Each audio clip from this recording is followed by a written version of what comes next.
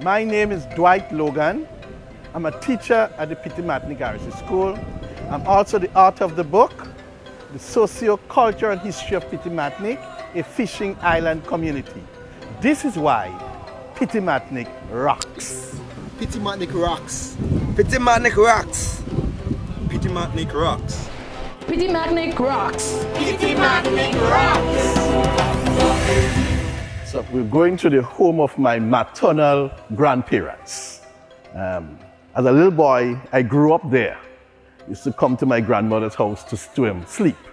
And it's very important to me. Together with my aunt, I grew up there, my grandmother, my grandfather, and my aunt. And my aunt was very much into the culture.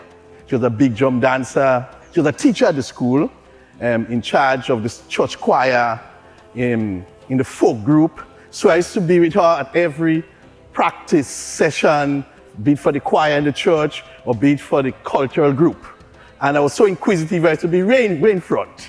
And it's one of the things that really inspired me to get into culture myself and to write about the culture of Petite Martinique and to perform many of these cultures. So you're going to that house now. So this was the road that took me from home to school to church.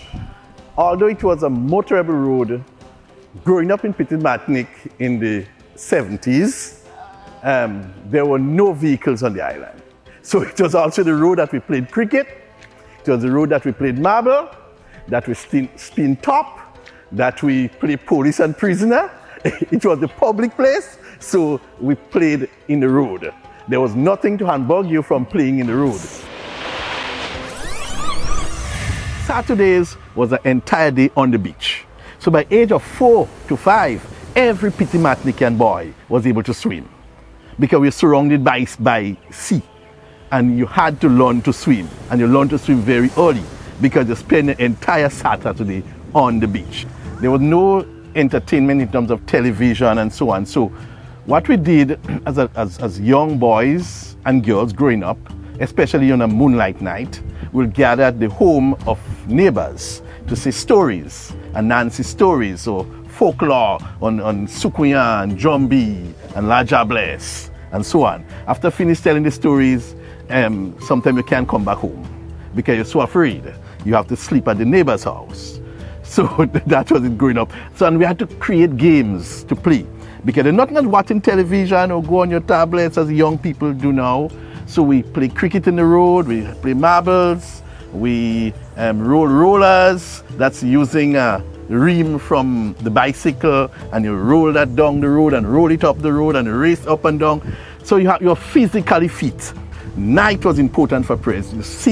You kneel around Granny's bed and you repeat your Catholic prayers before you go to bed. You must pray before you go to bed. In terms of the food that we eat everything that was grown on the island.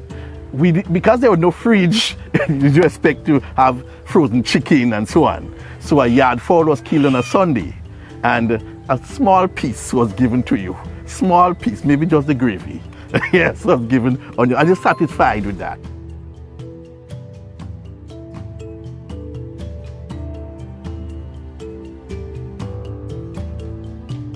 Petite Martinique was what I used to call an island community.